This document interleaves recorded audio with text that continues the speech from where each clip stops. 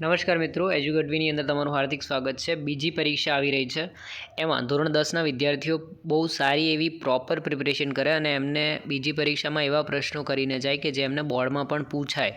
એટલા માટે આ વિડીયો તમારા માટે ખાસ બનાવ્યો છે, તો પ્લીઝ એક લાઇક કરી દેજો। અને હવે જુઓ,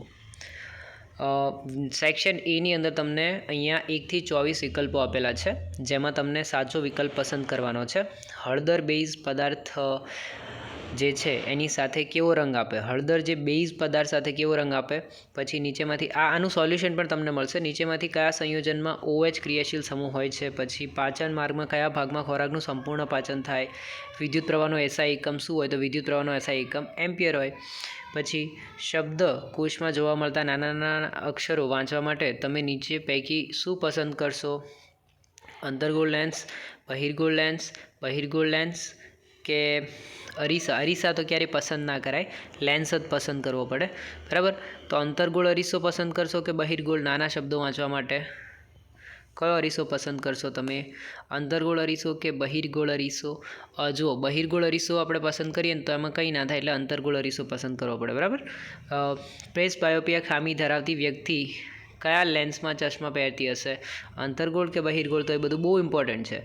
આલ્કેન સમાનાર્થી શ્રેણીનો પ્રથમ સભ્ય કયો છે? તો આલ્કેન માટે પ્રથમ સભ્ય શું આવે? ઇથેન, મિથેન કે પ્રોપેન? તો નાનામાં નાનો પ્રથમ સભ્ય આવે એની અંદર મિથેન। શોર્ટ સર્કિટ વખતે પરિપથમાં વિદ્યુત પ્રવાહનું મૂલ્ય ખાલી જગ્યા છે।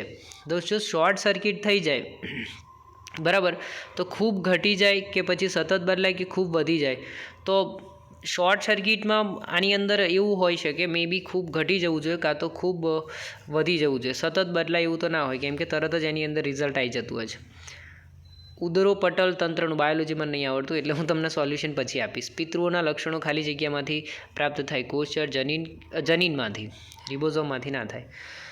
એક ગોલી અરીસા અને એક પાતળા ગોલીય લેન્સ દરેકની કેન્દ્ર લંબાઈ 15 સેન્ટીમીટર છે। અરીસો અને લેન્સ ખાલી જગ્યા હશે, બરાબર, એ તમને બધું કરી લેવાનું। નીચે આપેલ વિધાનો સાચા છે કે ખોટા, એ પણ તમને આવા પૂછી શકે છે।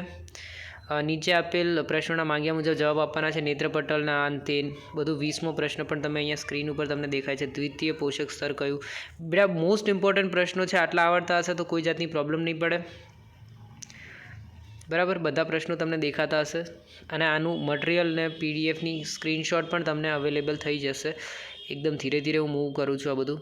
હૃદયની નામ નિર્દેશવાળી આકૃતિ તમને ખાસ પૂછાશે। ફ્યુઝ વિશે ટૂંકનો જ લખો। હવે જે ટોપિક તમારા કટ થઈ ગયા છે અને તેમ છતાંય આની અંદર મેં આપેલા છે, એનો મતલબ કે તમને એ નથી કરવાના, બરાબર। એ સિવાયના બધા જ કરી લેવાના છે। અમુક ડોટ ડાયા કેવા થાય કે આ તો કટ થઈ ગયું છે, પણ બેટા એ કટ થઈ ગયું એ તું ના કર ને, એના સિવાયનું બધું ઇમ્પોર્ટન્ટ હશે તો જ પૂછ્યું હશે ને બોર્ડ એક્ઝામમાં। તો એ સિવાયનું નહીં કરવાનું, એ સિવાયનું બધું કરી લેવાનું, બરાબર। એટલે એ સિવાયના મેં આમ તો નહીં રાખ્યા, પણ અમુક તમને એવું લાગે કે છે તો ભાઈ એને ઉડાવી દેવાનું। જે ચોપડીમાં આપેલું છે, અહીંયા હું બોલું છું એ કરી લેવાનું, કેમ કે એ જ પૂછાશે, એ જ વારંવાર આવશે। અને આ પેપરના સોલ્યુશન પણ એજ્યુકેટવી યુટ્યુબ ચેનલ પર હું બોર્ડ ઉપર કરાવી શકું છું। ફિઝિક્સનો ટીચર છું, સબસ્ક્રાઇબ કર્યું હશે, કમેન્ટ કરો, સર અમને સોલ્યુશન જોઈએ છે, યુટ્યુબ પર ભણાવો અમને લાઈવ, આવા પ્રશ્નોના જવાબ અમને આપો તો હું ભણાવીશ। છોકરું કહેશે તો ભણાવવાનું, બરાબર। ચલો, પીએચ માપક્રમ દર વખતે પૂછાય છે। ધોવાના સોડાની બનાવટ દર વખતે પૂછાય છે। સાબુની સફાઈ ક્રિયાની વિવિધ ક્રિયાવિધિ પૂછાય છે। પોષણના પ્રકાર, અમીબામાં પોષણ, બરાબર, ખોટા પગ, અમીબાના બધું બતાવી દેવાનું। પછી ઘરેલું વિદ્યુત પરિપથ વિશે આકૃતિ દોરવાની।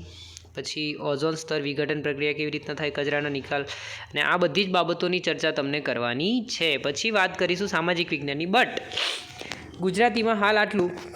આ પેપર મોસ્ટ ઇમ્પોર્ટન્ટ છે, કરીને જજો। Thank you so much. ચેનલને સબસ્ક્રાઈબ કરજો। સેકન્ડ એક્ઝામ માટે all the best, board exam માટે જોતા હોય તો પણ ઓલ ધ બેસ્ટ। દરેક જગ્યાએ તમને આ પેપર પૂછાશે, આમાંથી કર્યું હશે તો 80માંથી 80 માર્ક્સ પાક્કા।